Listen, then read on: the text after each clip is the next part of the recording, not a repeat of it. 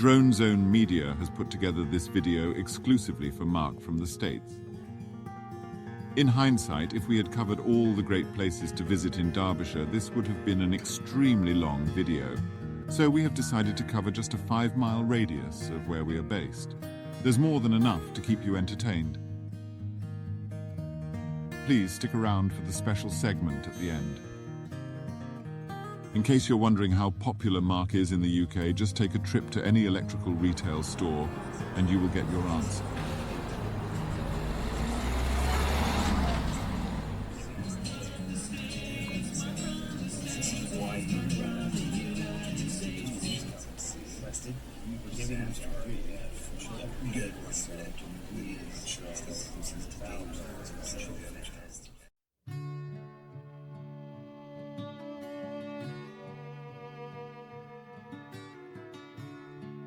We will begin in the picturesque and historic market town of Bakewell.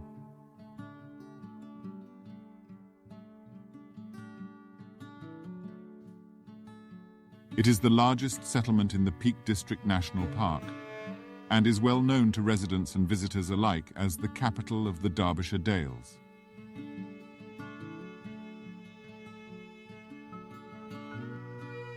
It really is a little gem of a town in the heart of the glorious Peak District. The wonderful old buildings, the character cottages, Bakewell is simply a truly beautiful place. It's a trinket box of shopaholic delights with the wonderful River Wye undulating gently under a glorious Gothic arched bridge with the ancient Saxon church looking on. Legend has it that the town's famous Bakewell pudding was created by mistake by a local cook in the mid-19th century. Today, her delectable jam tart that went wrong can be sampled at various bakeries and cafes and posted virtually anywhere in the world.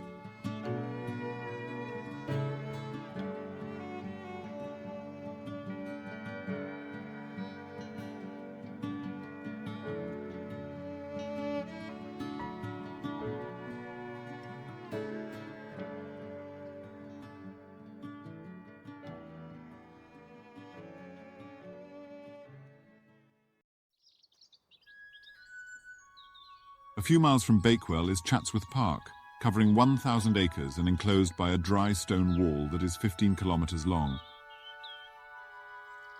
The park is home to red and fallow deer, sheep, cattle, and many wild animals. It is a farmed, food-producing landscape. The river provides fish and the woods game and timber. Without the work of the Chatsworth team, it would soon be changed beyond recognition by nature and the wear and tear caused by the footfall of 1 million visitors each year.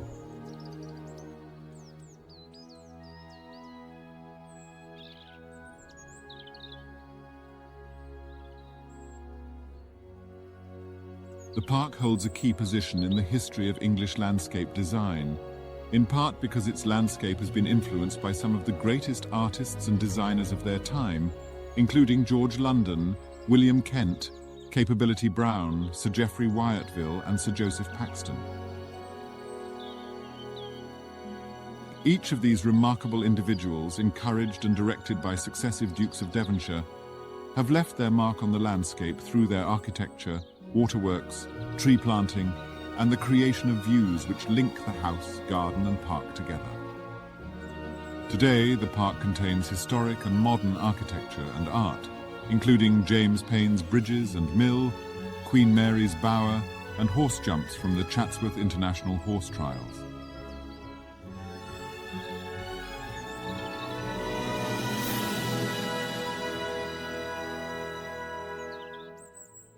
Chatsworth House has served as the home of the Dukes of Devonshire and their ancestors since the mid-16th century.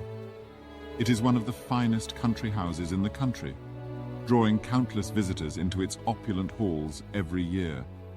The first house to be built on the Chatsworth House site was constructed in 1549 by Bess of Hardwick and her husband, Sir William Cavendish. This original estate was notable for its use as a prison for Mary Queen of Scots, who was kept here on several occasions between 1569 and 1584. Little remains of the original structure except the hunting tower which still stands on the hill behind the house. This high prospect tower is sited on the crest of the hill, ideally placed to provide extensive views of the deer park, both for locating deer, observing the hunting, as well as being a place for banquets. Guests would have enjoyed the contrasting views to the west, with its tamed landscape, including the house and formal gardens below and fields beyond.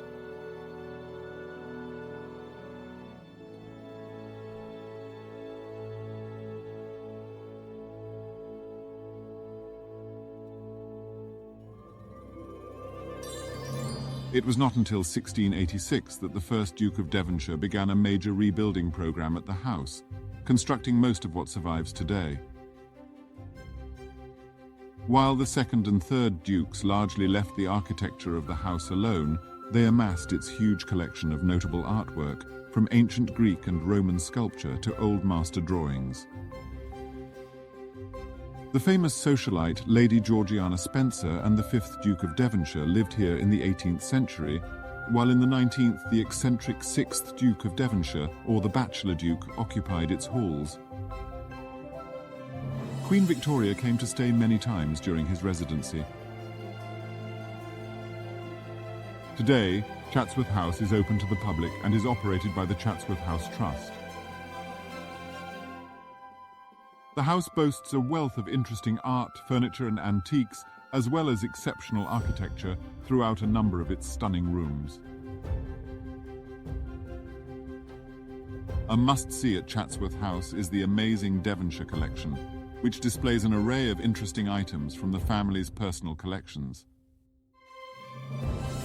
The estate has a wonderful 105-acre garden, which is also open to the public and includes a large maze, farmyard and adventure playground. While at Christmas, Chatsworth is famously redecorated for immense festive celebrations.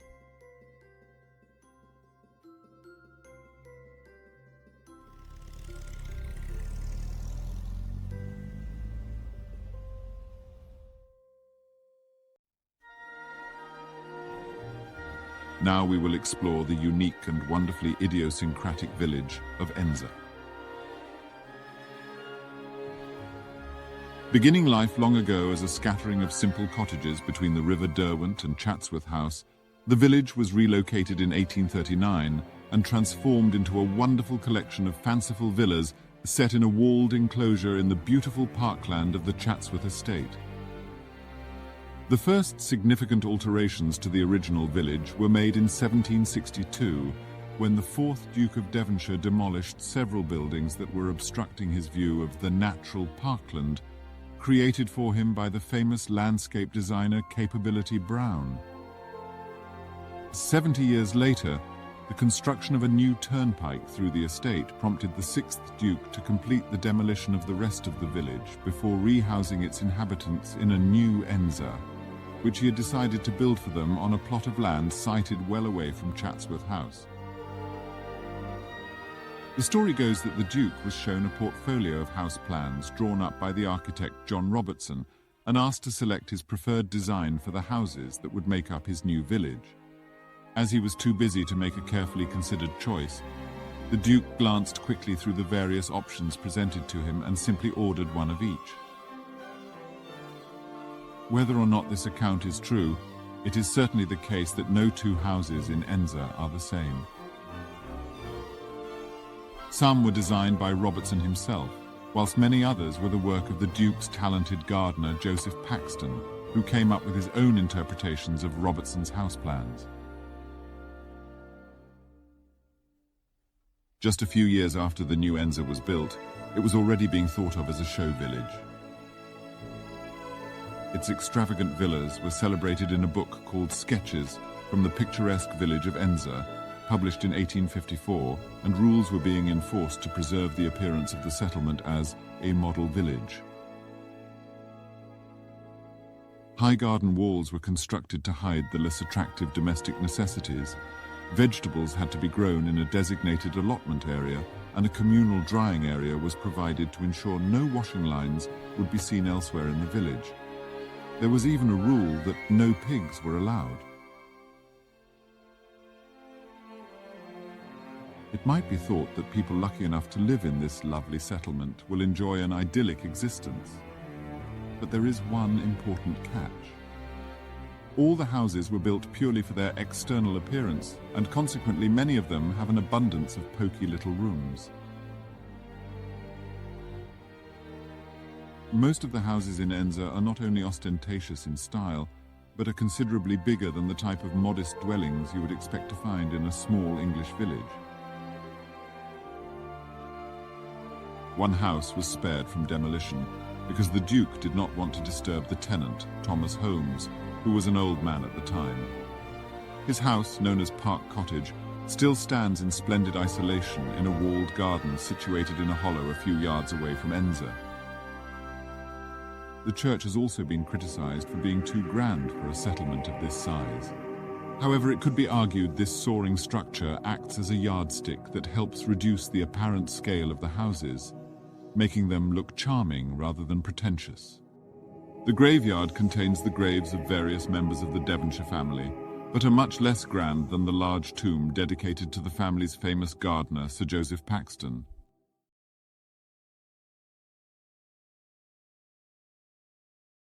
On Saturday, July 29, 1963, just 4 months before his assassination, the President of the United States, John F. Kennedy, arrived in the village aboard a U.S. Army helicopter. He walked from a field over the Deer Leap on a specially constructed bridge that the estate workmen had put up. For a brief moment he stood in the quiet Derbyshire churchyard beside the grave of his sister Kathleen. Although his visit was informal, every movement the president made was scrutinized by a weighty corps of security men, including one who waited near the grave guarding the flowers until the president arrived. JFK, his sister Eunice Kennedy Shriver, and members of the Devonshire family placed 3 sprays of roses and a spray of carnations by the simple memorial stone.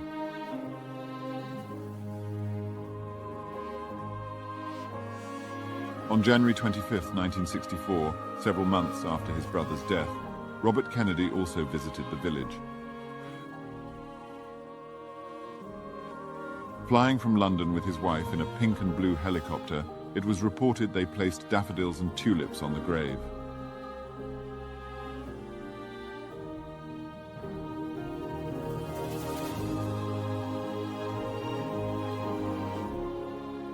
Just over a year later, in May 1965, Senator Ted Kennedy and his wife Joan also visited the grave to lay flowers.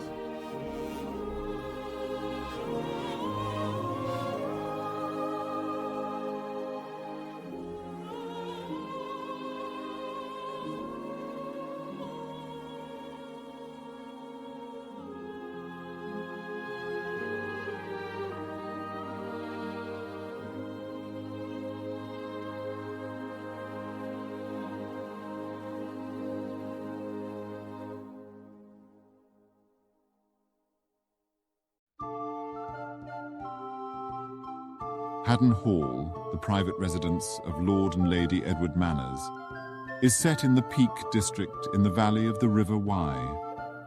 With 900 years of history, it is one of the oldest houses in the country, and moreover, one of the only houses in England to have remained in one family's ownership for its entire existence.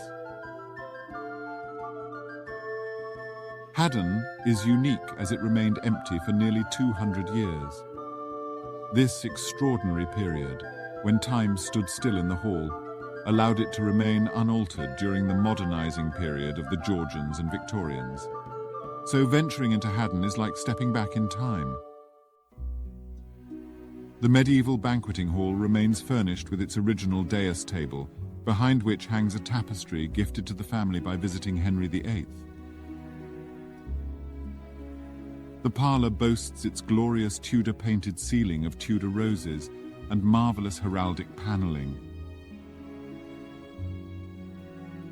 Exquisite and very rare 15th century fresco secos adorn the walls of the medieval chapel.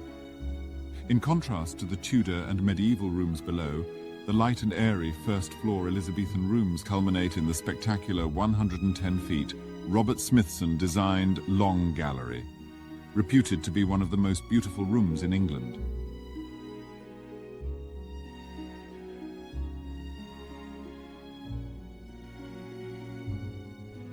The terraced Elizabethan walled gardens, known for their beauty and structure, cascade down to the River Wye and providing spectacular views of the ancient parkland and Peak District beyond.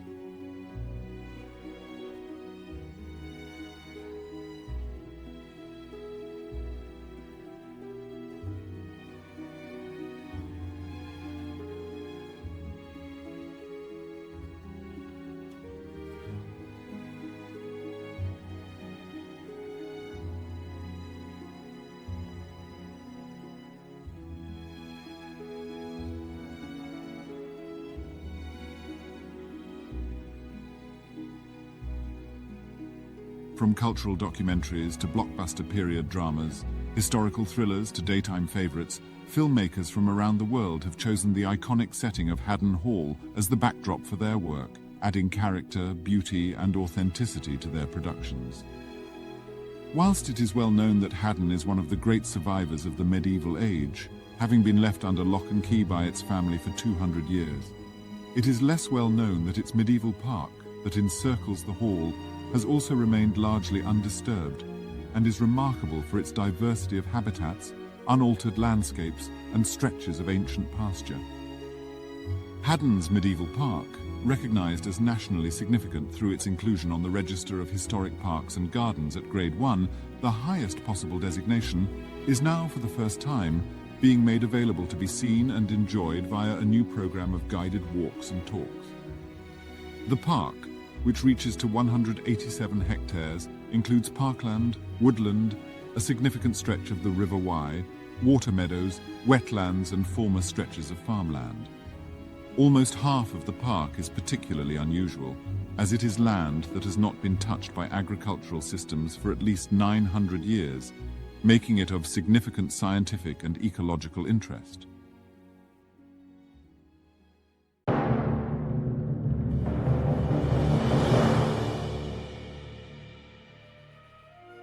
You may be wondering what this special section of the video is all about.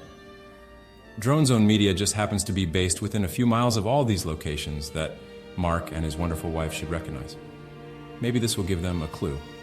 My voice is a lot older now, but does this line ring a bell? As you wish. Buttercup's farm is the first set shown in the fictional country of Florin. Distant views of the farm were filmed from a footpath near Robin Hood's Stride, another filming location we will visit shortly.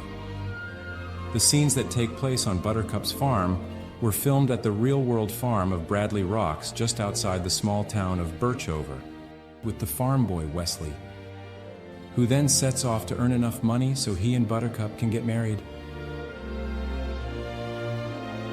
Remarkably, 36 years after filming ended, the buildings are still standing.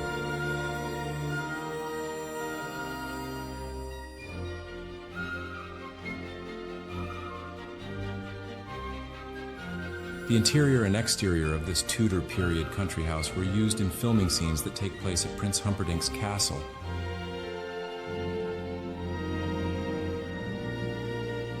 When Wesley is supposedly killed, leaving Buttercup alone, Buttercup is forced into an engagement with Prince Humperdinck. The engagement is announced and the former commoner is introduced as Princess Buttercup at Prince Humperdinck's castle in Florin City. The exterior of the castle appears again when Buttercup has a nightmare of an old woman berating her for marrying Humperdinck.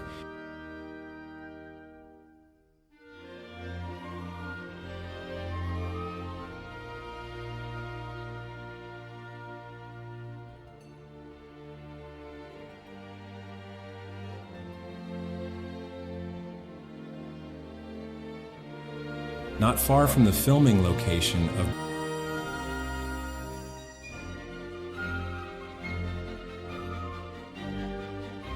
this gritstone rock formation is known as Robin Hood's Stride and is a minor attraction for local.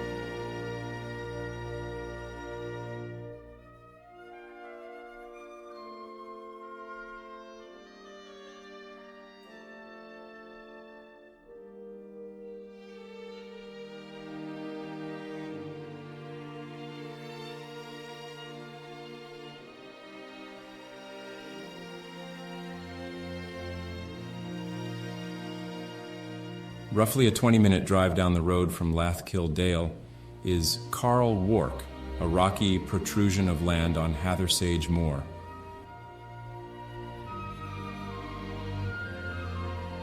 This striking landscape, known for gritstone tors, sets the scene for a tense conversation between Buttercup and the masked Wesley, who has not yet revealed his true identity.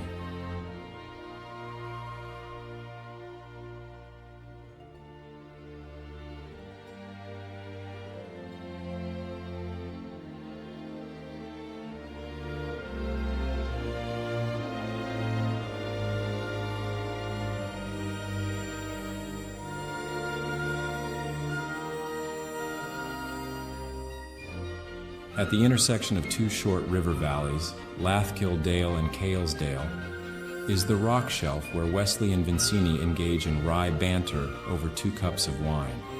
One has been poisoned by Wesley, who challenges Vincini to pick a cup and drink while he drinks from the other. Little does Vincini know that Wesley, immune to the poison, has secretly poisoned both cups. Vincini dies, and Buttercup is freed.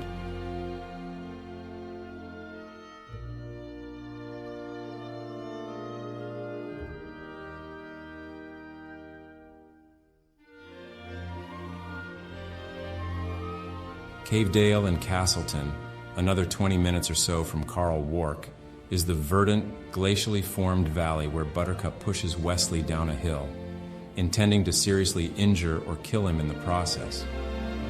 Wesley finally reveals his identity to Buttercup by crying out, "As you wish!" Buttercup, realizing that Wesley is alive, hurls herself down the hill after him, and the two are finally reunited as a couple.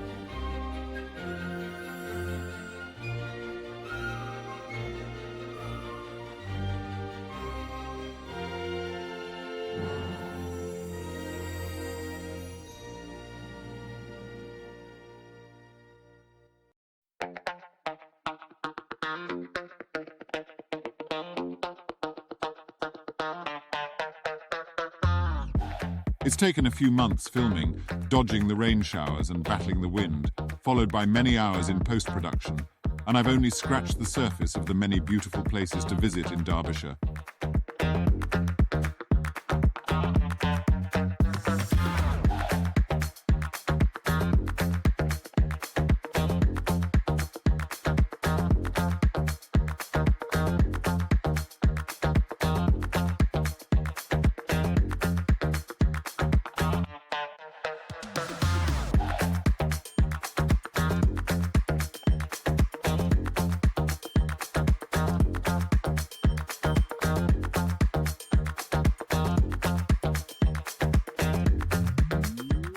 If you enjoy this, please leave a like and subscribe to both ours and Mark's channels.